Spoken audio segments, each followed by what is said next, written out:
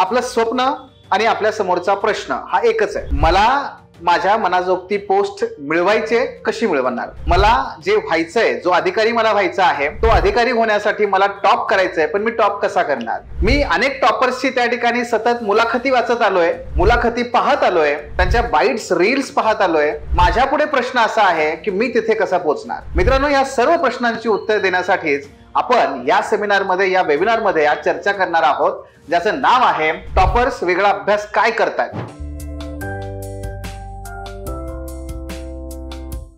खरंच ते अभ्यास वेगळा करतात का? टॉपर्स हे वेगळ्या पद्धतीने काही खातात का? नाही का? काही खाऊन वेगळं त्या पद्धतीने अभ्यास करतायत का? काही मंत्र तंत्र त्यांच्याकडे असतं का?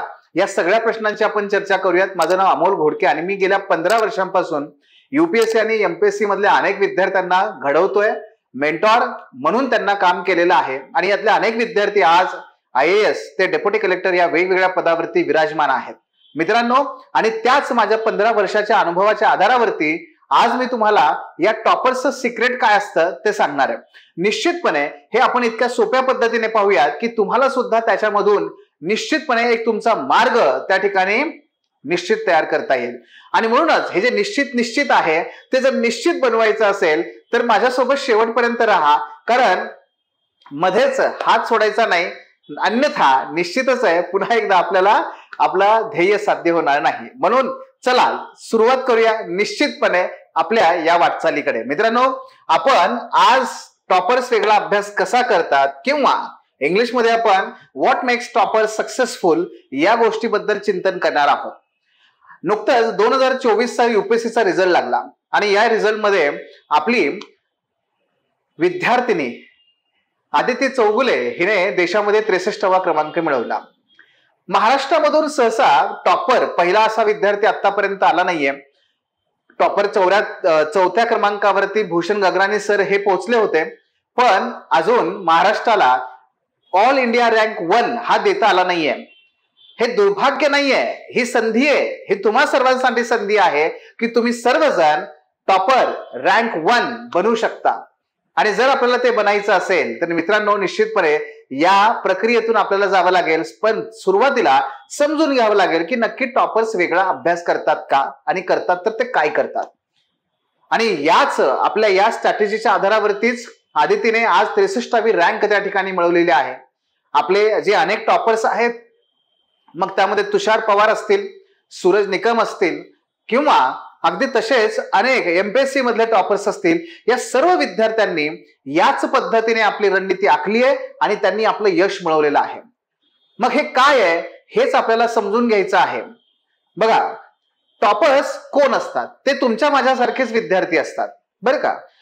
हे लक्षात घ्या की बऱ्याच वेळेस आपण न्यूजपेपर मध्ये काही ऐकतो की टीना डाबी यांनी रँक 1 काढली त्यांच्या पहिल्या अटेम्प्ट मध्ये. बरं, लगेच त्यांच्या बहिणीने लगेच पुढच्या अटेम्प्ट मध्ये पहिल्या प्रयत्नातच त्यांनी सुद्धा IAS ला गवसणी घातली. म्हणजे UPSC मध्ये किंवा MPSC मध्ये प्रमोद चौगुले, मग त्यांच्यानंतर त्यांचे बंधू, असं काही आहे का हो की एका विशिष्ट कुटुंबातूनच मुलं यशस्वी होतात? असं काही आहे का की फक्त शहरातली मुलंच यशस्वी होतात? असं काही आहे का की अगदी चांगल्या नामांकित कॉलेजेस मधलेच मुलं यशस्वी होतात? असं काही आहे का की फक्त इंजिनिअरिंग बॅकग्राऊंडचेच मुलं यशस्वी होतात? असं काही आहे का की मुलींच्या तुलनेत फक्त मुलंच यशस्वी होतात? असं काही आहे का की फक्त कोचिंग लावलेले विद्यार्थीच यशस्वी होतात? मित्रांनो, या सगळ्या प्रश्नांची चर्चा आपण करूयात, पण मी तुम्हाला अगदी सुरुवातीलाच काही मुद्दे सांगतो. यशस्वी विद्यार्थी किंवा टॉपर हा कोण आहे? बरं का, टॉपर हा कोण आहे? हा टॉपर जो आहे तो काही हवेतून, आकाशवाणीच्या माध्यमातून असा पडलेला नसतो, किंवा त्याचा जो जन्म आहे तो काही असा फार वेगळ्या पद्धतीने झालेला नसतो, किंवा तो विद्यार्थी हा काहीतरी वेगळ्या विलक्षण बुद्धिमत्तेचा असतो, असं काहीच नाहीये. असं काहीच नाहीये. टॉपरला इतर विद्यार्थ्यांपेक्षा वेगळं जे बनवतं तर ते म्हणजे सगळ्यात महत्वाचं आहे, तो म्हणजे काय? त्यांचा अभ्यास नाही, त्यांचे काबाड कष्ट नाही. जर टॉपर बनायचं असेल, सगळ्यात महत्वाचं लक्ष द्या तुम्ही तुमच्या व्यक्तिमत्वाकडे. कशाकडे? व्यक्तिमत्वाकडे. आणि आपलं व्यक्तिमत्व जे आहे त्या व्यक्तिमत्वाची ओळख आपल्याला असणं गरजेचं आहे. स्व ओळख ही अत्यंत महत्वाची बाब आहे. स्वपिंडी ते ब्रह्मांडी. मित्रांनो, जोपर्यंत तुम्ही स्वतःला ओळखत नाही तोपर्यंत तुम्हाला नक्की काय जमतं आणि काय जमत नाही याच्यावरती काम नाही करता येणार. माझ्या अनेक वर्षांच्या अनुभवातून मी तुम्हाला सांगू शकतो की टॉपर्स कोण असतात, सिलेक्शन कोणाचं होतं, त्यांचे व्यक्तिमत्व बघा तुम्ही. इतर अनेक विद्यार्थ्यांपेक्षा जे अयशस्वी झालेले आहेत त्यांच्यापेक्षा व्यक्तिमत्व वेगळी आहेत. एक साधा गुण सांगतो ना, तो म्हणजे काय, नेहमी अग्रेसिव्ह असतात. हे जे विद्यार्थी आहेत ना, जे यशस्वी होतात ते नेहमी अग्रेसिव्ह असतात. अग्रेसिव्ह म्हणजे असं मारामारीत नाही. अग्रेसिव्ह म्हणजे कसं की हे आज मला संपवायचंय, मी हे संपवणार. मला हे एवढं टार्गेट एवढ्या दिवसात संपवायचंय, मी हे करणार. मला नाही मार्क्स मिळाले या टेस्टमध्ये, मी पुढच्या टेस्टमध्ये मी नक्की इम्प्रूव्ह करून दाखवणार. हा तो अग्रेसिव्हनेस आहे, हा तो गुण आहे. आणि असे गुण आपल्याला विकसित करायचे आहेत. आणि हे जे गुण विकसित करायचे त्यासाठी अगोदर तुम्हाला काय येतंय काय नाही ह्याची ओळख असली पाहिजे. क्रमांक 2 तो म्हणजे तुमची कौशल्य. मित्रांनो लक्षात घ्या, कौशल्य. साधं कौशल्य सांगतो बघा. संपूर्ण प्रक्रिया ही जी एमपीएससी यूपीएससी आहे त्याच्यामधून कुणाची निवड होतीये, तर IAS ते डेप्युटी कलेक्टर पदावरच्या व्यक्तींची निवड होतीये. का निवड होतीये, कारण या पदावरती तुम्ही जेव्हा विराजमान व्हाल तेव्हा ती कामं अत्यंत चोख पद्धतीने तुम्ही पार पाडाल याची खात्री त्यांना बघायची आहे. म्हणजेच काय, उदाहरण घ्या, एखाद्या जिल्हाधिकाऱ्याला किंवा डेप्युटी कलेक्टरला सगळ्यात महत्वाचं काम काय करावं लागतं सांगा बरं. सांगा सगळ्यात महत्वाचं काम काय करावं लागतं, करा विचार करा. एका जिल्हाधिकाऱ्याचं किंवा एखाद्या डेप्युटी कलेक्टरचं सर्वात महत्वाचं काम काय असतं, काय असतं सांगा. जे तुम्हाला माहिती आहे ते सांगा, काही अडचण नाही, अगदी थोडक्यात सांगा, कुठल्याही भाषेमध्ये सांगा, फक्त तमिळ तेलुगू सांगू नका, मला नाही वाचता येत. हा, मराठी हिंदी इंग्लिश कुठलीही चालेल. काय असतं जिल्हाधिकारी किंवा उपजिल्हाधिकारी सर्वात महत्वाचं काम?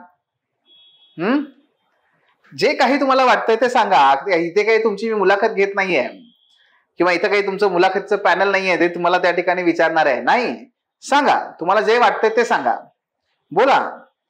Decision making. Yes, very good. Decision घेणं हे जसं सगळ्यात महत्वाचं काम आहे. आणखी काय असू शकतं? दयानंद, प्रणव, जिल्ह्याचं नियोजन करणे. अगदी बरोबर आहे, व्हेरी गुड. आणखी काय असू शकतं? सोनाली राऊ, सोनाली देशमुख, बोला, पटपट बोला. काय असू शकतं सगळ्यात महत्वाचं काम? येस, काय असू शकतं? महसूल गोळा करणं, law and order situation maintain करणं. Very good, very nice. बघा, झाला विचार.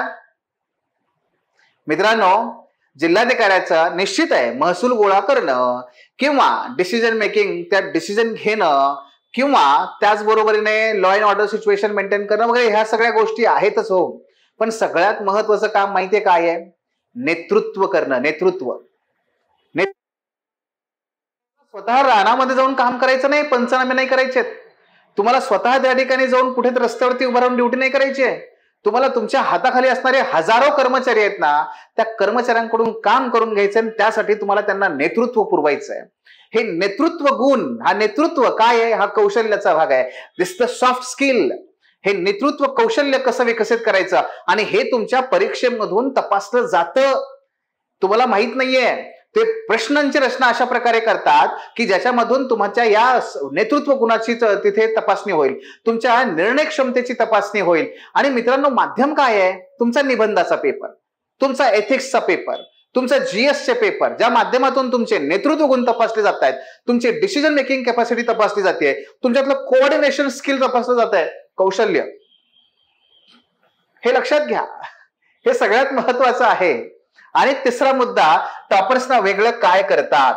टॉपर्स वेगळं काय करतात किंवा टॉपर्सना वेगळं काय बनवतं, आणि ते म्हणजे माहितीये काय? ते म्हणजे सपोर्ट. सपोर्ट कुणाचा? दोघांचा. एक म्हणजे मेंटर्स, आणि दुसरं म्हणजे फॅमिली. लक्षात घ्या, हा सपोर्ट त्यांना वेगळं बनवतो इतरांपेक्षा. त्यातला पहिला महत्वाचा मुद्दा आहे मेंटर्स. बघा, शिक्षक आणि मेंटर फरक आहे. शिक्षक काय करतो? विषयापुरता मर्यादित राहतो. पण मेंटर काय करतो? विषयाच्या पलीकडे जाऊन पदोपदी तुम्हाला साथ देतो. तुम्हाला जसं श्रीकृष्णांनी अर्जुनाला रणांगणामध्ये किती धनुर्धर होते माहितीये तुम्हाला, धनंजय होते अर्जुन, पण शस्त्र खाली ठेवलं की नाही? ते श्रीकृष्ण होते की ज्यांनी त्यांचं मनोबल वाढवलं, ज्यांनी त्याला ते पुन्हा धरून ते धनुष्य घ्यायला हात बाहेर पाडलं आणि त्या आत्मविश्वासाने युद्ध जिंकायला मदत केली. तो मेंटॉर असतो. हा मेंटॉर आपल्याकडे पाहिजे. कारण मित्रांनो, तुम्हाला जर IAS व्हायचंय, डेप्युटी कलेक्टर व्हायचंय, तर तुम्हाला किमान 12 ते 18 महिने काम करायचंय, अभ्यास करायचंय. आणि एवढा प्रदीर्घ काळ तुमचा मेंटल टफनेस तुम्हाला टिकवून ठेवण्यासाठी कोण मदत करतं? तो म्हणजे मेंटॉर. हा मेंटॉर करतो. आणि त्याचबरोबरीने याच्यामध्ये तुम्ही जेव्हा UPSCची MPSCची तयारी सुरू करता, मित्रांनो, तुम्हाला असं वाटतं की फक्त तुम्हीच लढाई लढताय, तुम्हीच फक्त काम करताय, तुम्हीच त्याग करताय. नाही रे बाबा, तुमच्यासोबत तुमचे कुटुंबीय खऱ्या अर्थाने उभे असतात. तुमचे कुटुंबीय तुमच्यासोबत उभे असतात. आर्थिक बाबतीत म्हणू नका, तुम्हाला मेंटल सपोर्ट म्हणू नका, तुम्ही अपेक्षा तर तुमच्या सोबत कणखरपणे उभं राहणं म्हणू नका. प्रत्येक गोष्टीमध्ये तुम्हाला हे सपोर्ट करणारी लोक आहेत, ते म्हणजे तुमची फॅमिली. मित्रांनो, या सगळ्या गोष्टी पुन्हा एकदा पहा. 1 व्यक्तिमत्व, 2 कौशल्य आणि 3 म्हणजे सपोर्ट. या कुठेतरी मी लिहिलंय का हो 15 तास अभ्यास? मी कुठेतरी लिहिलंय का IQ तुमचा हा 120 पेक्षा जास्त, आईन्स्टाईन पेक्षा जास्त असला पाहिजे? मी कुठेतरी लिहिलंय का तुम्ही नागरी भागातले असला पाहिजे? मी लिहिलंय का कुठे तुम्ही कुणीतरी बहीण कुणाची, आत्या कुणाची, मामा कुणाची काहीतरी असलं पाहिजे? मी कुठेही काही लिहिलेलं नाहीये, हे लक्षात घ्या. मी कुठेही अशा गोष्टी लिहिलेल्या नाहीयेत. टॉपर्स या गोष्टीमुळे होतच नाहीत. IAS किंवा IPS किंवा ते डेप्युटी कलेक्टर, ते होतात ते ह्या 3 गोष्टीमुळे. या 3 गोष्टीमुळे ते होतात. अभ्यास हा आवश्यक आहे, करणं गरजेचं आहे, त्याबद्दल मी बोलणारच आहे. हा, नुसतं हे तिघावर काम नाही करून चालणार, ते करायचंच आहे. तो आत्मा आहे. म्हणजे असं म्हणा ना की हे 3 गोष्टी आहेत ना, हे आहेत तुमची हाडं, हाडांचा सांगाडा. आणि अभ्यास काय करतोय? त्या हाडाच्या सांगाड्यावरती ते जे काही मांसल भाग जो वरती आपला असतो, तो सुडौल शरीर रचना जी असते ती तयार करण्याचं काम अभ्यास करत असतो. पण या हाडाच्या सांगाड्याशिवाय त्याला काही अर्थ नाहीये, नुसता गोळा होईल ते. येते लक्षात? आणि म्हणून आपल्याला ह्या 3 गोष्टीवरती काम करायचंय. पुढे बघा, काय आहे सर्वात महत्वाचा निकष टॉपरचा? तर तो म्हणजे केवळ बुद्धिमत्ता आणि केवळ जास्त तास का? तर बिलकुल नाही. फक्त बुद्धिमत्ता आणि जास्त तास अभ्यास करणं हा महत्वाचा निकष नसून, महत्वाचा निकष काय आहे? 1 तुमच्या अभ्यासाची तयारी, मानसिक ताकद आणि योग्य पाठिंबा. अभ्यासाच्या तयारीमध्ये कौशल्य आणि जो तुमचा सिलेबस तुम्हाला दिलेला आहे तो, या 2 गोष्टींची सांगड आपल्याला काय करायचे या ठिकाणी करायची आहे. हा, अभ्यासक्रम, कौशल्य, हे म्हणजे अभ्यासाच्या तयारीमध्ये मानसिक ताकद आणि योग्य पाठिंबा, या 3 गोष्टी या सगळ्यात महत्वाच्या आहेत. मी तुम्हाला काही उदाहरणं देणार आहे पुढे, त्यामुळे तुम्हाला यातली सगळ्या ज्या बाबी आहेत त्या समजून येऊ शकतात. आणखी मुद्दा कुठला आहे तर सांगता येतो, तो म्हणजे टॉप रँकर्स जे असतात बघा, हे टॉप रँकर्स परीक्षेमध्ये 48 ते 56% गुण मिळवतात. मला विद्यार्थी नेहमी विचारतात, सर आम्ही काय करतो, आपल्या इथे जेव्हा कुठल्याही बॅचला ऍडमिशन झालं की आम्ही पहिल्यांदा त्या विद्यार्थ्याचं स्वॉट अनालिसिस करून घेतो. आणि स्वॉट अनालिसिस करत असताना विद्यार्थ्यांच्या मनामध्ये भीती त्याला सर्वात जास्त कुठली वाटतेय, हा आम्ही त्याला प्रश्न विचारतो. सांगतो 99% विद्यार्थ्यांची भीती पहिल्या क्रमांकाची काय असते माहितीये? सर UPSC असो अथवा MPSC असो, सगळ्यात मोठी मला जी भीती वाटते ना ती म्हणजे स्पर्धा. हो बघा ना, UPSC मध्ये 10 लाख मुलं बसतायत आणि MPSC मध्ये 4 लाख मुलं बसतायत. आपली डाळ कशी शिजवायची? आपली डाळ कशी शिजवायची आणि आपण विनर कसं व्हायचं ह्या सगळ्यामध्ये? सर ही सगळ्यात मला मोठी भीती वाटतेय. अरे स्पर्धेला घाबरायला लागलो आपण तर कसं व्हायचं असं आपले इतर लोक सांगतात. ते म्हणतात अरे स्पर्धेला घाबरायचं नसतं, स्पर्धेतून आपण पुढे जिंकायचं असतं. हो पण ते कसं, हाच तर माझा प्रश्न आहे. मित्रांनो, मी या परीक्षेकडे किंवा ह्या स्पर्धेकडे तुम्हाला थोडस वेगळ्या पद्धतीने बघायला लावणार आहे. ते म्हणजे काय माहितीये? आपली स्पर्धा ही 10 लाख आणि 4 लाख विद्यार्थ्यांशी नक्कीच आहे. पण ह्या स्पर्धेकडे पाहण्याचा दृष्टिकोन जर आपण बदलवला तर आपल्याला ही स्पर्धा वाटणारच नाहीये. कशी? पहा, जर मी 4 लाख विद्यार्थ्यांचा आणि ह्या 10 लाख विद्यार्थ्यांचा विचार केला तर मी कधीच जिंकू शकत नाही. पण मी जर फक्त या टॉप रँकचा विचार केला, भारतात जो पहिला येतो, महाराष्ट्रात जो पहिला येतो, मी फक्त त्याचा विचार करायचा. ज्या पद्धतीने अर्जुनाला तो फक्त डोळा दिसतो, ठीक आहे, अगदी तशाच पद्धतीने माझं जे लक्ष असलं पाहिजे ते नेहमी टॉप रँकरवर असलं पाहिजे. बरं, आता मी ठेवलं लक्ष पहिल्या क्रमांकावर. मग पहिला येण्यासाठी मला भारतात किती मार्क लागतात? मी तुम्हाला आता सांगितलं, ऑन एन ऍव्हरेज किती लागतात? 55%. किती लागतात? 55%. आता माझ्याकडे थोडंसं लक्ष द्या. बघा, जर आपण असं म्हटलं की सर 10 लाख विद्यार्थी जे आहेत, बघा 10 लाख विद्यार्थी हे काय करतात? हे प्रिलिम्सचा फॉर्म भरतात. 10 लाख विद्यार्थ्यांपैकी केवळ 15,000 विद्यार्थी काय करतात? मेन्स मध्ये उत्तीर्ण होतात. कुठे? मेन्स मध्ये पोहोचतात. मेन्स मध्ये पोहोचतात. मेन्स उत्तीर्ण करून शेवटी इंटरव्ह्यूला किती पोहोचतात? हो, तर 1000 विद्यार्थी असतील तर 3000 विद्यार्थी, म्हणजे 1000 पोस्ट असतील तर 3000 विद्यार्थी हे मुलाखतीला पोहोचतात. मुलाखतीला. आणि याच्यापैकी फायनली सक्सेस किती होतात? 1000 विद्यार्थ्यांना यश मिळतं. पण टॉपर कोण? एकच, तो आहे टॉपर. बघा, म्हणजे जर्नी खरंच सोपी नाहीये. भीती वाटणं साहजिक आहे. 10 लाख, 10 लाखातून 15,000 मध्ये यायचंय, 15,000तून 3,000 यायचंय, 3,000तून 1,000 मध्ये यायचंय, 1,000तून पहिला यायचंय. तोडचं माप आहे का? हा गुरुजी सांगा. नाही, थांबा, हे खरंय, ही परिस्थिती सत्य आहे. एमपीएससी मध्ये फक्त आकडे बदलतात. इथे काय 4 लाख, 4 लाखातून इथे 1,500, 1,500तून इथे किती? 300, 350, इथून किती? अगदी अशा पद्धतीने ते होत जाईल. एमपीएससी मध्ये फक्त आकडे बदलतील, पद्धत तीच आहे. पण ह्याच्याकडे बघितलं की निश्चितपणे आपल्याला काय होतं? भीती वाटायला लागते. मी तुम्हाला पहिला मुद्दा सांगतो, हे जे 10 लाख आहेत ना मित्रांनो, ह्या 10 लाखाकडे बघूच नका. का? ह्या 10 लाखामध्ये जसं पंढरीची वारी निघते बघा, हौसे नवसे गौसे त्यात सगळे असतात. हा, कुणी निघायला आळंद देऊन ते म्हणतात फक्त काय, चला आपण फक्त रील बनवण्यासाठी पुण्यात फिरूया, एवढेच. काही जण असतात की ऍडव्हेंचर बघूया तरी चालून कसं वाटतंय ते, म्हणून दिवे घाटापर्यंत जाणारे काही असतात. आणि काही लोक फक्त पुण्यामध्ये भरपूर खायला मिळतं म्हणून त्या ठिकाणी जाणारे असतात.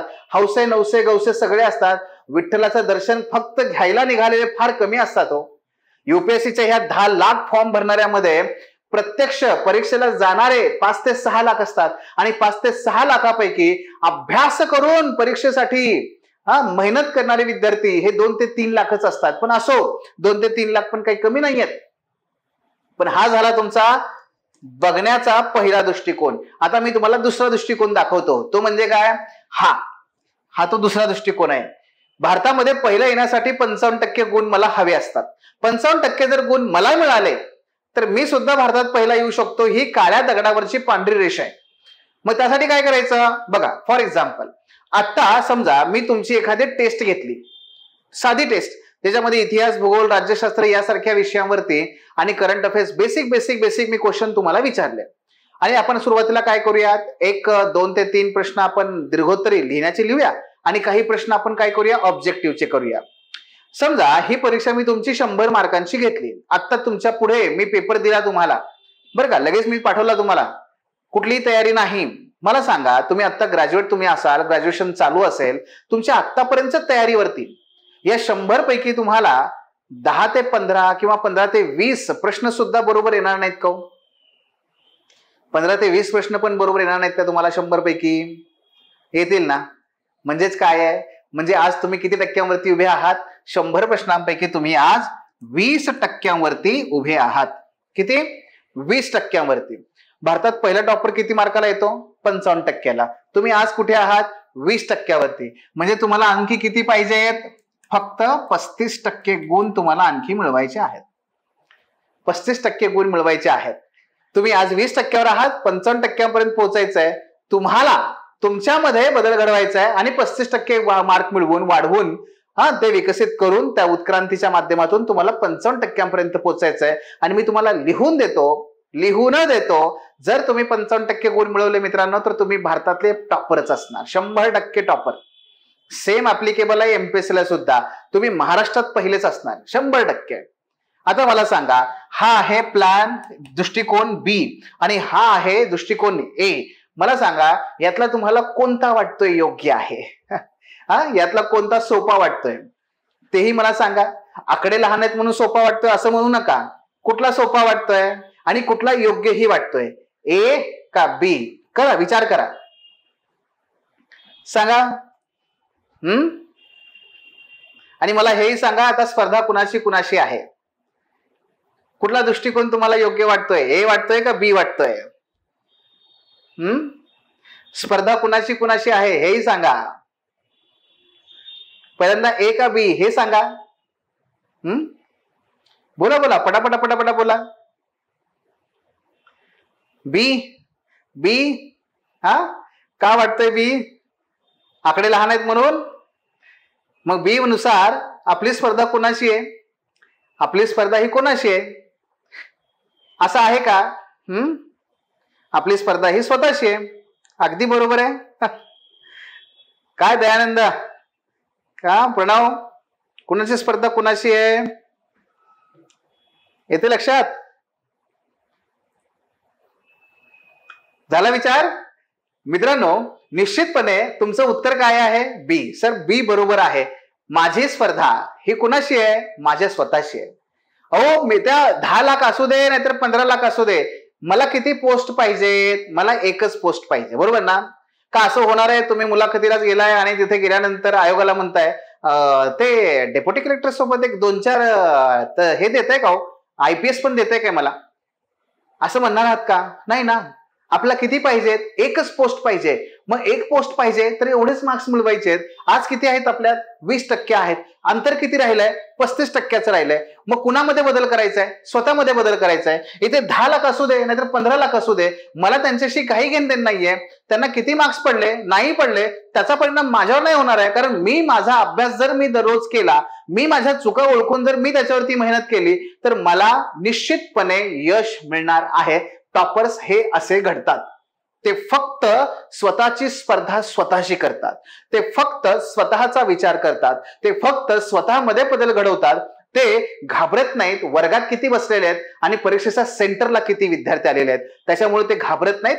ते फक्त स्वतःशी तुलना करतात, स्वतःची आणि प्रगती करतात. दररोज कणाकणाने ते वाढतात. मित्रांनो, आपल्याला सुद्धा याच पद्धतीने जायचंय. याला म्हणतात ग्रोथ माइंडसेट. हा माइंडसेट बदला, मग यश तुमचंच आहे. नव्हे, टॉपर तुम्हीच आहात. येते लक्षात तुमच्या? आणि मग याचाच पुढचा मुद्दा मला तुम्हाला सांगायचा आहे की तो म्हणजे की आपल्या आता ज्या काही कोर्सेस आहेत त्या कोर्सेसच्या संदर्भात एक महत्वाची तुम्हाला मी अनाउन्समेंट शेवटी करणार आहे. आणि ही अनाउन्समेंट आता आपण नको बोलायला, आपण शेवटी बोलूयात. पण थांबा, एक अत्यंत महत्वाची त्या ठिकाणी मला तुम्हाला अनाउन्समेंट करायची आहे. Toppers mindset, toppers growth mindset काय असतो? हा माइंडसेट कुठून येतो? त्याच्या व्यक्तिमत्वातून येतो. त्याच्या व्यक्तिमत्वातून येतो. आणि त्याचं व्यक्तिमत्व हे सगळ्यात महत्वाचं आहे. का महत्वाचं आहे? मी तुम्हाला एक उदाहरण देतो. बघा, जेव्हा जेव्हा राज्यसेवेची परीक्षा, पूर्व परीक्षा, मुख्य परीक्षा जवळ येते, UPSCची पूर्व परीक्षा, मुख्य परीक्षा जवळ येते, काय होतं माहितीये? विद्यार्थी माझ्याकडे येतात आणि विद्यार्थी येऊन बोलतात, सर अभ्यास तर खूप झालाय पण ना सर कॉन्फिडन्सच येत नाहीये. मग पुढच्या वर्षीचा अटेम्प्ट देऊ का? हे काय आहे? हे काय दाखवताय? बरं, त्याने मेहनत केली नव्हती असं नाही बरं का. 6 महिने, 7 महिने, 8 महिने फक्त प्रिलिमचा अभ्यास करत होता. पण तरी सुद्धा असं वाटण्याचं कारण काय आहे? काही विद्यार्थी तुम्ही बघितले असतील परीक्षेमध्ये सुद्धा पेपर सोडवताना अक्षरशः घाम फुटतो. का? अभ्यास केला नाहीये? केलाय की. मग कुठे अडचण आहे? आपल्याला ते प्रेशर हँडल होत नाहीये. आपल्याला ते प्रेशर हँडल होत नाही. UPSC MPSC तुमचं तेच चेक करत असते की तुम्हाला प्रेशर हँडल होतं का. अहो, साधा विचार करा की तिथे तामिळनाडूमध्ये हे भयंकर अशा मोठ्या प्रमाणात गर्दी जमा झाली आहे आणि त्या भागामध्ये तुम्ही DYSP आहात, त्या भागामध्ये तुम्ही तिथे IPS आहात. त्या ऍक्टरला, ते नेते आता नवीन आहेत विजय, ते यायला त्यांना प्रचंड उशीर होतोय आणि जमाव प्रचंड त्या ठिकाणी काय आहे, असा असंतोष त्याच्यामध्ये धगधगतोय. कधी येणार, कधी येणार, उत्सुकता आहे. अशा वातावरणामध्ये ते येतात काय आणि प्रचंड चेंगराचेंगरी होते. आता तुम्ही करणार काय? अत्यंत निमुळत्या जागेमध्ये हजारो लोक जमा झालेली आहेत. लहान मुलं पायाखाली तुडवतात लोक. तुम्ही काय करणार? पळून जाणार का लोकांना थांबवणार का लोकांच्या गर्दीमध्ये घुसणार? करणार काय? अहो मित्रांनो, अशाच प्रकारचं प्रेशर आपल्याला हँडल करता आलं पाहिजे. आणि हे हँडल करणं आयोग कुठून तपासताय? त्या परीक्षेच्या हॉलमध्ये. हेच तर आपल्याला करायचंय. आणि म्हणून व्यक्तिमत्व हेच खऱ्या अर्थाने आपल्याला काय करतं? इतरांपेक्षा वेगळं ठरवतं. बघा काय? भावनिक स्थिरता आणि लवचिकता, इमोशनली इंटेलिजन्स हा एक अत्यंत महत्वाचा भाग आहे जो टॉपर्सकडे असतो. आणि म्हणून भावनांच्या आहारी जायचं नाही, भावनाशील व्हायचं नाही. म्हणजे साधं उदाहरण सांगू तुम्हाला भावनांचं. अभ्यासिकेत बसलेली आहे विद्यार्थिनी आणि अभ्यासिकेत बसली, अभ्यास करते. अभ्यास करता करता मागे कोणतरी उठून त्याने बाहेर जायचा प्रयत्न केला, त्यामुळे त्याच्या चेअरचा आवाज खर्र करून आला. त्याच्या चेअरचा तो आवाज खर्र करून आला म्हणून हिची मात्र मानसिकता ढळली. हिला आला प्रचंड राग. पण आता बोलायचं कसं? नाही बोलली बिचारी. जाऊ दे म्हणली, काय याला काय बोलायचं याला. पण तो गेला निघून. पण हिच्या मनामधला तो मात्र अजून तिथेच आहे. ही पुस्तक वाचतीये पण तो तिथेच आहे. ही वाचण्याचा प्रयत्न करते पण तो तिथेच आहे. ही कितीतरी स्वतःला समजावून सांगण्याचा प्रयत्न करते, अरे जाऊ दे त्याला, काही तिकडे जाऊ दे बाबा, माझा अभ्यास पडलाय. पण नाही ना, तो मनातून जातच नाहीये. काय दाखवतं? हे दाखवतं की आपल्याला आपल्या भावनांवरती नियंत्रण नाही. मान्य आहे त्या आवाजामुळे त्याला डिस्टर्ब झालं असेल, पण डिस्टर्ब झालं, पण डिस्टर्ब झाल्यानंतर उपाय काय होता? उठणे, त्याला अगदी पोलाइटली पण फर्म भाषेमध्ये त्याला समजावून सांगणे की दादा, तुझ्या हे अशा वागण्यामुळे मला अभ्यासामध्ये व्यत्यय येतोय. प्लीज थोडस ना चेअर मागे उचलून ठेवत जा, उठ आणि जा.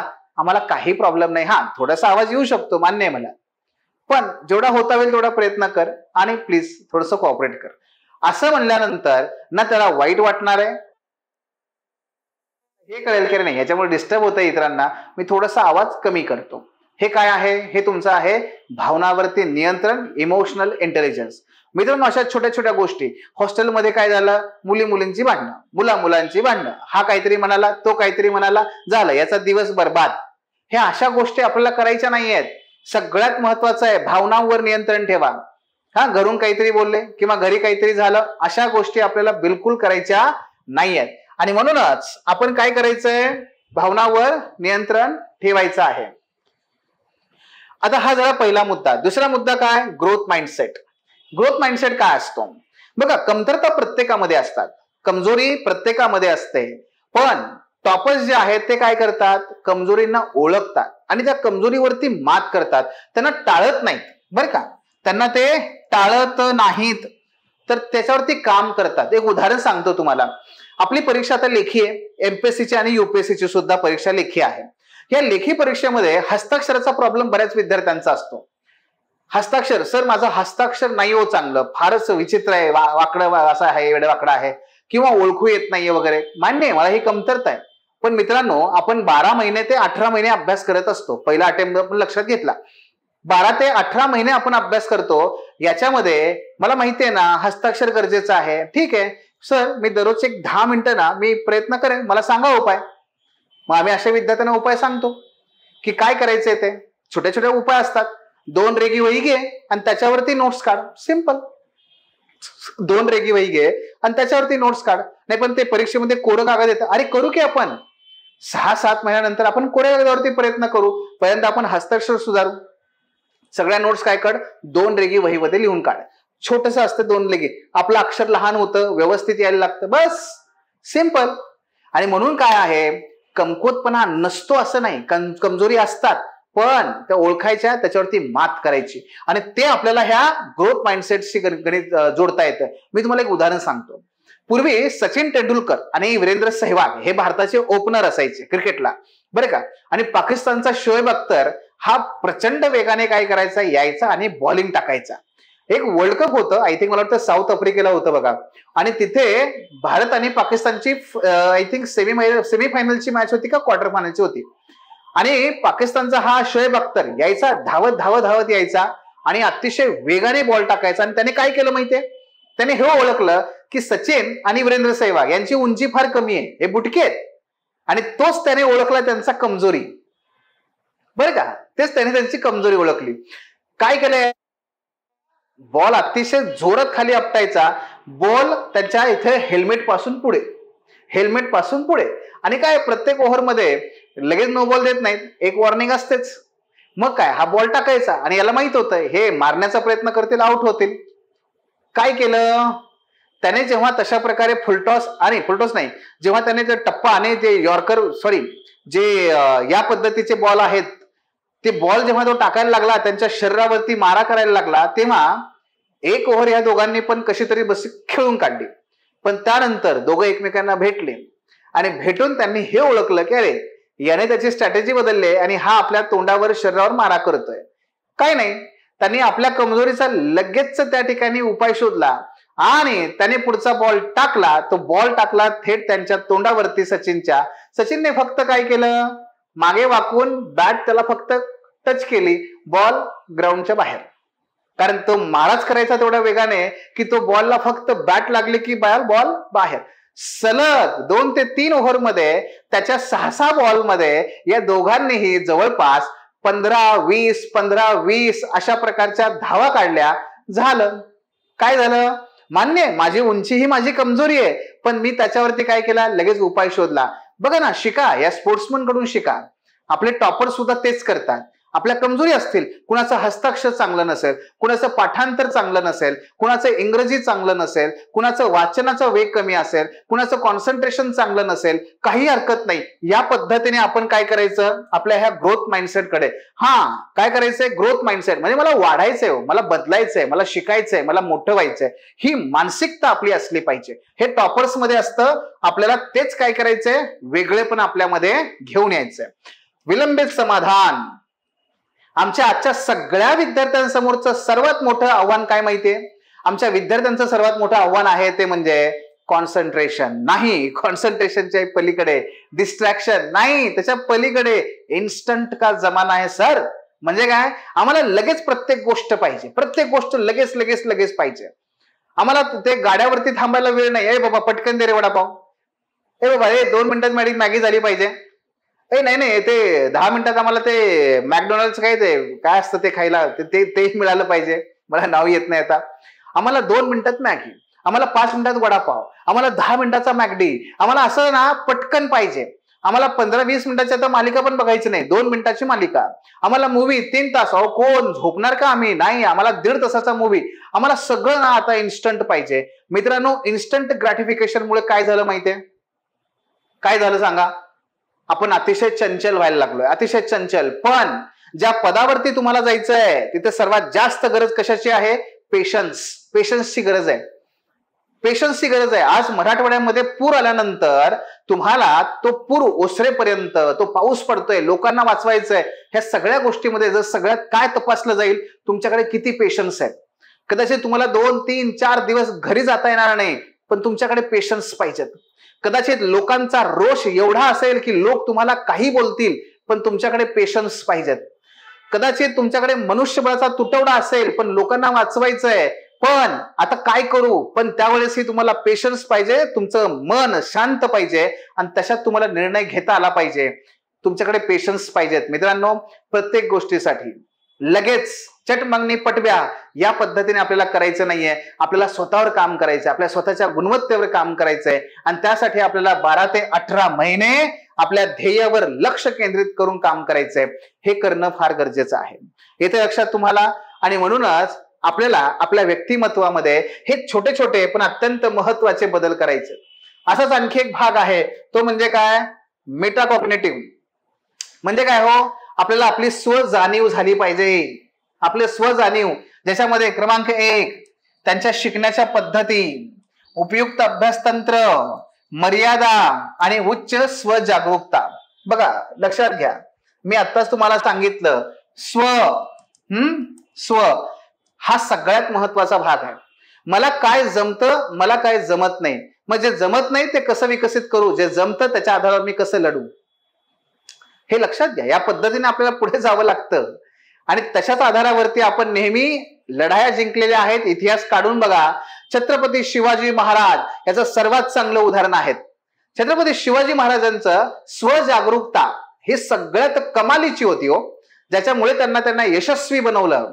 कसं बघा ना तुम्ही, महाराजांनी अशा बलाढ्य मुघलांना सुद्धा नेहमी कुठे गाठलंय, खिंडीत गाठलंय.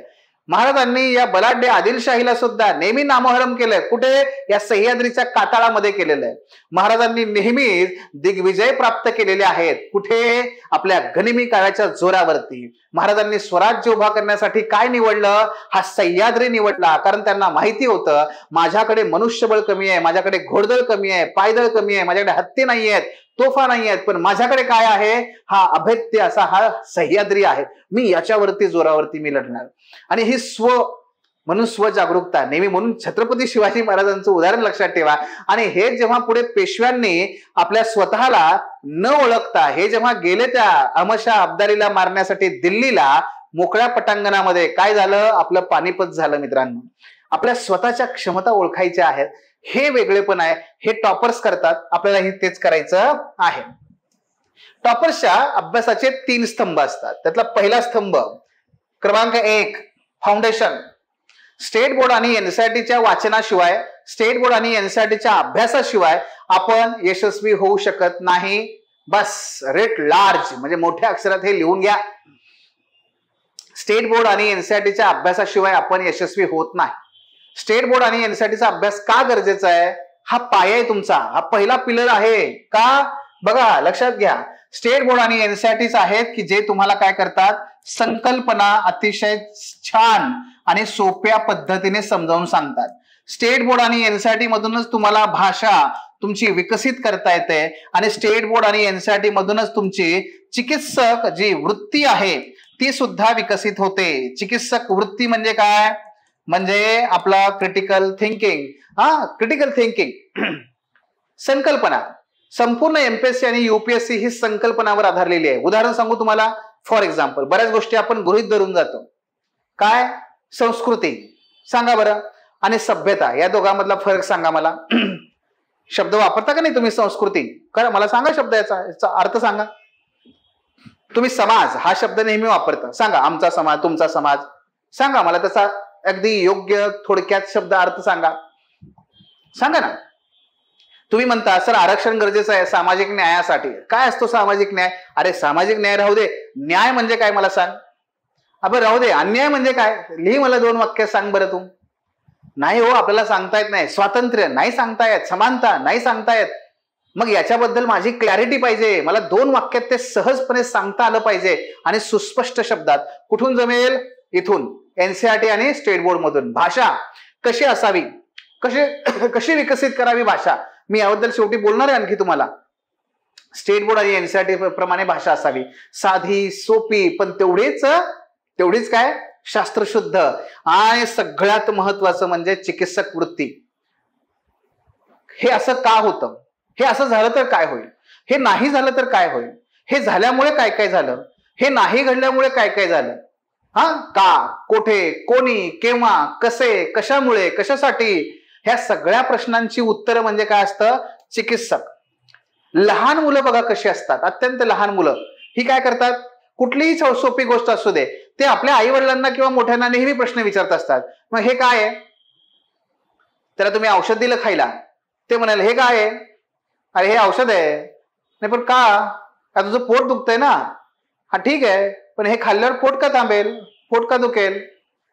हो, अरे पोट दुखतं, मध्ये गोळी गेली ना की ऑटोमॅटिक ते काम करतात, मध्ये माणसं आहेत आणि ते फायटिंग करतात. मग हो का, मग माणसं किती आहेत माझ्या पोटात, अरे माणसं म्हणजे माणसं नाही आहेत रे बाबा, ते असं ते केमिकल इकडे तिकडे. मग हे केमिकल काय असतं, मग हे केमिकल कुठून येतं, मग हे कोण बनवलं, हे का बनवलं, मग आपण नाही का बनवू शकत, हे दुकानातूनच का आणलं.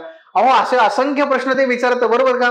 हे काय असतं, हे चिकित्सक वृत्ती असते. हे तुम्हाला स्टेट बोर्ड आणि एनसीईआरटीतून मिळते आणि हीच गरजेची आहे तुमच्या एथिक्स, एसए आणि तुमच्या सगळ्या जीएसच्या पेपरमध्ये. अत्यंत महत्वाचं आहे. आणि म्हणून पहिलं काय, पहिला स्तंभ स्टेट बोर्ड एनसीईआरटी फाउंडेशन, याच्याशिवाय पुढे जायचंच नाही. घर बांधायचंय, पहिल्यांदा पाया मजबूत करा. दुसरा स्तंभ तो म्हणजे चालू घडामोडींचे एकत्रीकरण. माझे सहकारी श्रीकांत निगळे सरांनी कालच तुमचं सेशन घेतलं, चालू घडामोडीची रणनीती, बरोबर ना. चालू घडामोडी मित्रांनो, अभ्यास सगळेच करतात, पण त्या अभ्यासामध्ये उत्तर सगळेच लिहितात, पण त्या उत्तरामध्ये तयारी सगळेच करतात, पण त्या तयारीमध्ये काय पाहिजे, एक थोडासा काहीतरी आपला एक्स्ट्रा पाहिजे. तो एक्स्ट्रा म्हणजे काय असतो, चालू घडामोडी, हा तो एक्स्ट्रा पाहिजे. आणि हा एक्स्ट्रा कुठून येतो, ह्या 3 मुद्द्यातून तो एक्स्ट्रा येतो. एक्स्ट्रा म्हणजे मी जर समजा राज्यपालांचा अभ्यास करतोय तर राज्यपालांचे विवाद काय चालू आहेत हे मला कळलं पाहिजे. मी जर समजा काय इंटरनल सिक्युरिटी, अंतर्गत सुरक्षेचा अभ्यास करतोय तर नक्षलवादाबद्दल काय चालू आहे हे मला माहिती पाहिजे. सांगितलं ना काल तुम्हाला, ही जोड देता आली पाहिजे तुम्हाला. म्हणजेच काय, जसा केक, त्या केक वरती जशी चेरी असते तसं केक म्हणजे तुमचा बेसिक अभ्यास आणि चेरी म्हणजे काय, तुमचं करंट अफेअर्स. तुम्हाला काय करतं ते, केक तुमचा सहज विकला जातो की नाही, तशा प्रकारे तुमचं उत्तर हे सहज विकलं जाईल, जास्तीत जास्त गुण मिळतील. चालू घडामोडी हे टॉपर्सचं खूप बलस्थान मोठं आहे आणि म्हणून दररोज आपण चालू घडामोडींचा अभ्यास अवगत असणं गरजेचं आहे. तिसरं, उत्तर लेखन सराव सगळ्यात क्रिटिकल. आपण आपल्या प्लॅटफॉर्मवरती मित्रांनो आपल्या सगळ्या बॅचेसमध्ये काय करतो, विद्यार्थ्यांना पहिल्या दिवसापासून लिहायला लावतो. पहिल्या दिवसापासून आपण त्यांना लिहायला लावतो, कारण तुमच्या यशाचा आत्मा काय असेल तर तो उत्तर लेखन आहे. मला सांगा, जर मला क्रिकेटर व्हायचं असेल, माझा अर्धा वेळ कुठे गेला पाहिजे, पुस्तकं वाचण्यात. अरे क्रिकेट कसं खेळावे हे पुस्तक वाचण्यात नाही ना, ग्राउंडवर गेला पाहिजे. जर समजा मला उत्तम स्विमिंग पटू व्हायचंय, जलतरणपटू, माझा अर्धा दिवस कुठे गेला पाहिजे, पाण्यात गेला पाहिजे. मला जर उत्तम शेतकरी व्हायचं असेल, माझा अर्धा दिवस कुठे गेला पाहिजे, त्या शेतात गेला पाहिजे ना, बरोबर का. अगदी तद्वतच मित्रांनो, जर मला IAS किंवा डेप्युटी कलेक्टर व्हायचं असेल तर माझा अर्धा वेळ हा लिहिण्यात गेला पाहिजे, लिहिण्यात. हो, म्हणजे जेवढा वेळ तुम्ही वाचनाला देता ना मित्रांनो, त्याच्यापेक्षा जास्त वेळ तुम्ही लिहिण्याला दिला पाहिजे. हे लक्षात ठेवा. आपली आजी आपल्याला नेहमी म्हणते काय, बोलणाऱ्याचे गहू पण विकले जातात, न बोलणाऱ्याचे सोनं पण विकलं जात नाही. इथं बोलणाऱ्याचे म्हणजे काय, लिहिणाऱ्याचे. हो, मी थोडीशी बदलेन, लिहिणाऱ्याचे इथे गहू पण विकले जातात, पण न लिहिणाऱ्याचे, न लिहिता येऊ शकणाऱ्यांचे उत्तमातले उत्तम विचार सुद्धा विकले जाऊ शकणार नाहीत. हे लक्षात घ्या. उत्तर लेखन फार महत्वाचं आहे. मग उत्तर लेखनासाठी तुम्ही ओपन एंडेड, आपण जे मुलांना सांगतो सुरुवातीला की ओपन बुक मेथड वापर, बघून लिही, काही हरकत नाही. त्यातून तुझ्या भाषेचा विकास होईल, काय चुका होत आहेत हे कळेल, प्रश्नाची गरज काय तुला कळले का नाही हे मला कळेल, आणि त्या चुका दूर दूर झाल्या, तुझी रिव्हिजन झाली की ऑटोमॅटिकली तुला न बघता लिहिता येणार आहे की आम्ही सोबत तुझ्या. तू लिहायला तर लाग, आणि जेव्हा तू लिहायला लागशील तेव्हा ऑटोमॅटिकली तुझ्या तो आत्मसंचार संचारेल, तुझा आत्मविश्वास, आणि त्याच्या जोरावरती तुम्ही यशस्वी होणार आहे. टॉपर्स हे सगळ्यात महत्वाचं करतात, हे लक्षात घ्या. आणि याच पद्धतीने मग अंतिम टप्प्यातले दोन मुद्दे आहेत, एक वैकल्पिक विषय आणि दुसरा आहे मुलाखत. हे लक्षात घ्या. वैकल्पिक विषय हा एकूणच काय बघा, 500 मार्कांचा विषय आहे. किती, 500 मार्कांचा. सगळे टॉपर काढून बघा, टॉपरला सर्वात जास्त गुण जर कुठे मिळतात तर ते वैकल्पिक विषयामध्ये मिळतात. 260, किती, 260 ते 350 गुण इथपर्यंत त्यांना मिळतात. 260 ते 350 किती पैकी, 500 पैकी. हे जर तुम्ही GS मध्ये बघाल तर 500 पैकी हार्डली 200-220 पर्यंत मार्क्स पडतात, याच्या पलीकडे जास्त पडत नाहीत. तेही मी पेपर पहिला आणि दुसरा घेतला, पण वैकल्पिक विषय, आणि म्हणून वैकल्पिक विषयाची निवड टॉपर अतिशय काळजीपूर्वक करतात. ज्यात त्यांना चांगलं जमतं, ज्यांना त्यामध्ये आवड आहे, ज्याचा विषय आवाका कमी आहे, ज्याचा अभ्यासक्रम कमी आहे, लवकर संपेल, जास्तीत जास्त त्यावर व्हॅल्युएशन करता येईल, अशा प्रकारचे वैकल्पिक विषय हे विद्यार्थी घेत असतात आणि त्यातून ते यशस्वी होतात. वैकल्पिक विषय. आणि तसाच मुद्दा दुसरा आहे, तो म्हणजे तुमची मुलाखत. मुलाखत मी तुम्हाला एक उदाहरण दाखवतो इथे. हे बघा, गेल्या टॉपर्सची उदाहरणं आहेत. 1 शक्ती दुबे, 2 शहा मार्गी, 3 गौरव अग्रवाल. किती मार्क्स आहेत बघा, किती मार्क्स आहेत बघा. तर 275 पैकी शक्तीला 200 मार्क आहेत, 275 पैकी 210 मार्क आहेत मार्गीला, आणि 275 पैकी 206 मार्क आहेत गौरवला. किती टक्के मार्क्स आहेत माहितीये, 72%, 76% आणि 74%. मित्रांनो, 2025 पासून MPSC मध्ये सुद्धा जे आता लेखी परीक्षा आली आहे त्यामध्ये सुद्धा मुलाखत 275 मार्काची आहे. किती, 275 मार्काची. GS काढा नाहीतर तुमचा ऑप्शनल काढा. सगळ्यात जास्त गुण जर कुठे मिळतात तर ते म्हणजे तुमच्या या मुलाखतीमध्ये मिळतात. हा तुमचा खऱ्या अर्थाने गोल्डन पास आहे. हुकमी एक काय वाटेल ते तुम्ही शब्द वापरा, मुलाखतीमध्ये तुम्हाला 75% गुण मिळतात. आणि अतिशय झगडून सुद्धा, कितीही घासून सुद्धा कुठल्याही GSच्या विषयात 40% मार्क्स मिळणं सुद्धा फार कठीण असतं. ऑप्शनल मध्ये 50 ते 60% मॅक्स गुण मिळू शकतात, मुलाखतीमध्ये 75% गुण मिळू शकतात. पण मुलाखत काय आहे, मुलाखत कशा प्रकारे तयारी करायची, त्याची तयारी आपण आपल्या या बॅच मध्ये दिवस पहिल्यापासून विद्यार्थ्यांची करवून घेतो. कारण मुलाखत पुन्हा एकदा तोच मुद्दा आहे, ही अव्याहतपणे चालणारी तयारी आहे. पहिल्या दिवसापासून आपल्याला त्याची तयारी सुरू करावी लागते. माननीय शेखर गायकवाड सरांची आपण एक मुलाखत घेतली होती यशदामध्ये. सध्या ते सर्व डेप्युटी कलेक्टर यांना ते प्रशिक्षण देतात. महासंचालक आहेत, माजी IAS ऑफिसर आहेत, माझे साखर आयुक्त होते ते. तर शेखर गायकवाड सरांचं पहिलंच वाक्य होतं मुलाखतीची तयारी. सर मी म्हणलं त्यांना की अल्पकाळामध्ये करता येते का? ते म्हणाले MPSCचा एम जर वाचलास तू तर त्या दिवशी अगोदर तू मुलाखतीची तयारी सुरू कर, बाकीचा अभ्यास नंतर कर. बाकीचा अभ्यास नंतर कर, अभ्यासक्रम इतर विषयांचा नंतर वाच, पण अगोदर मुलाखतीसाठी काय करायचंय हे अगोदर बघ, मार्गदर्शन घे. मित्रांनो, एवढी महत्वाची मुलाखत आहे. लक्षात घ्या ना तुम्ही, किती किती मोठा गॅप पडतो हा. अहो, एकेका मार्कावरती जिथे 100 विद्यार्थी असतात एकेका मार्कावरती, तिथे तुम्हाला इतरांपेक्षा 50 ते 60 मार्क्स जास्त घेता येतात. एवढे मार्क्स, आणि म्हणून मुलाखत ही मेक ऑर ब्रेकची आहे. याच्यावरती कमांड मिळवा आणि टॉपर बना, बस एवढंच आहे. काही चुका टॉपर्स करत नाहीत, इतर विद्यार्थी करतात. बघा, माहितीचा अतिरेक, उगे भारंभार पुस्तकं, याचं बघितलं त्याचं बघितलं, याच्याकडे हे पुस्तक, त्या टॉपरने हे सांगितलं, ह्या मुलाखतीमध्ये हे सांगितलं, असलं करायचं नाही. निश्चितपणे निवडक पुस्तकं वापरायची. उत्तर लेखनाकडे दुर्लक्ष, नुसतं खात सुटलाय. अरे रवंत कधी करणार, पचवणार कधी, आणि ते बाहेर कधी काढणार दुधाच्या स्वरूपात? हे कधी करणार? आरोग्य आणि स्वास्थ्याकडे दुर्लक्ष. येस मित्रांनो, लक्षात ठेवा नेहमी माझं वाक्य, आपली परीक्षेची तयारी ही मॅरेथॉन आहे, 100 मीटरची स्पर्धा नाहीये. हो, 100 मीटरच्या स्पर्धेमध्ये खचून पडायला तरी चालतो, 100 मीटर धावायचं आहे, पण मॅरेथॉन 42 किलोमीटर 41 किलोमीटरची आहे. स्टॅमिना लागतो आणि त्यासाठी आरोग्य फार महत्वाचं आहे. त्याकडे दुर्लक्ष करू नका. उजळणीचा अभाव, नुसतं वाचतोय लिहितोय गोळा करत चाललाय, उजळणी कधी करणार? उजळणीसाठी प्रत्येक 3 दिवसानंतर एक छोटी उजळणी, 5व्या दिवशी मध्यम उजळणी आणि 7व्या दिवशी दीर्घ उजळणी करावीच लागते. उजळणीशिवाय आपल्याला लक्षात राहत नाही आणि कमांड येत नाही. इतरांशी तुलना, मगाशी सांगितलं, आपली स्पर्धा कुणाशी आहे? आपल्याशी आहे. आपली स्पर्धा ही इतरांशी आहे का? बिलकुल नाहीये. आजपासून ही गोष्ट पूर्णपणे विसरून जायचं. मित्रांनो, याच पद्धतीने तुम्हा सर्वांना घडवण्यासाठी आपण आपल्या प्लॅटफॉर्मवरती काम करत असतो.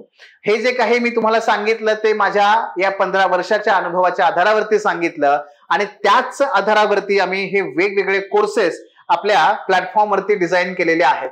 आपला सोशलॉजी ऑप्शनलचे जे कोर्सेस आहेत त्याच्यामध्ये ही पूर्णपणे जी ऑनलाईन आणि ऑफलाईन बॅच असते, त्या हॅबिटस नावाची आपली ही बॅच आहे, जी ऑफलाईन आणि ऑनलाईन अशा दोन्ही प्रकारे चालते. मेंटॉरशिपची आपली बॅच साधना नावाने आहे, सोशलॉजी मेंटॉरशिप बॅच. त्याचबरोबर जे पर्सनलाइज टेस्ट सिरीज, ज्यांना अभ्यास झालाय पूर्वी बॅच लावून, आता त्यांना टेस्ट सिरीज द्यायची पूर्णपणे, तर अशा पर्सनलाइज टेस्ट सिरीजचं नाव आहे सिंथेसिस नावाची. GS, UPSC आणि MPSCचे जे आपले GSचे मेन्स कोर्सेस आहेत त्याच्यामध्ये फाउंडेशन, आरंभ नावाने आपला फाउंडेशन कोर्स असतो हा. त्याचबरोबर संकल्प हा आपला मेन्सचा, प्री मेन्स आणि इंटरव्ह्यू असा तिन्ही प्रकारचा एकत्रित जो प्रोग्राम आहे तो आहे, ज्याच्या अंतर्गत आपली आता ही बॅच सुरू झालेली आहे. ही संकल्प बॅच आपली आहे. स्वाध्याय, याच्या अंतर्गत आपण प्रत्येक टॉपिक निहाय आणि सब टॉपिक निहाय विद्यार्थ्यांच्या उत्तर लेखनातून त्यांना मार्गदर्शन करतो आणि त्याच्या माध्यमातून त्यांना आपण पुढे घेऊन जातो. जवळपास ह्या सगळ्या कोर्सेसचा जो कालावधी आहे तो 1 वर्ष ते 2 वर्षापर्यंत आहे. त्याचबरोबर जे टेस्ट सिरीज आहेत त्या सुद्धा आपल्याकडे आहेत. परीक्षण ही सोशलॉजीची रेग्युलर टेस्ट सिरीज असते. मूल्यांकन ही आपली GSची जी मेन्सची टेस्ट सिरीज आहे ती आपली आहे. आणि त्याचबरोबर मंथन नावाने प्रिलिमच्या टेस्ट सिरीज आपल्या सुरू असतात. त्याचबरोबर काही मॉड्यूल्स हे सुद्धा अवेलेबल आहेत. आणि प्रिलिमच्या संदर्भात पुन्हा स्वतंत्रपणे आपण काही बॅचेस रन करतो, जसं की MPSC साठी फोकस बॅच असेल तर UPSC साठी कॅटलिस्ट बॅच असेल. मात्र अशा वेगवेगळ्या बॅचेस घेणं आणि त्याच्यामध्ये अडकून पडण्यापेक्षा जी आपली आत्ताची ही जी बॅच सुरू आहे संकल्प बॅच, या संकल्प बॅच मध्ये आपण प्रिलिम, मेन्स आणि इंटरव्ह्यू ह्या सगळ्या गोष्टींची एकत्रित तयारी करतो. शिवाय याच्यामध्ये तुम्हाला फाउंडेशन कोर्स हा फ्री ऑफ कॉस्ट दिला जातो. आणि त्याचबरोबर पर्सनल मेंटॉरिंग. मित्रांनो, इतर सर्व कोचिंग पेक्षा आपला हा प्लॅटफॉर्म वेगळा कोणत्या बाबतीत आहे तो म्हणजे मेंटॉरिंग. मित्रांनो, गेल्या 15 वर्षामध्ये ज्या टॉपर्सना आम्ही घडवलंय त्या सर्व टॉपर्सच्या अनुभवांच्या आधारावरती आपण हा मेंटॉरिंग प्रोग्राम रचलेला आहे.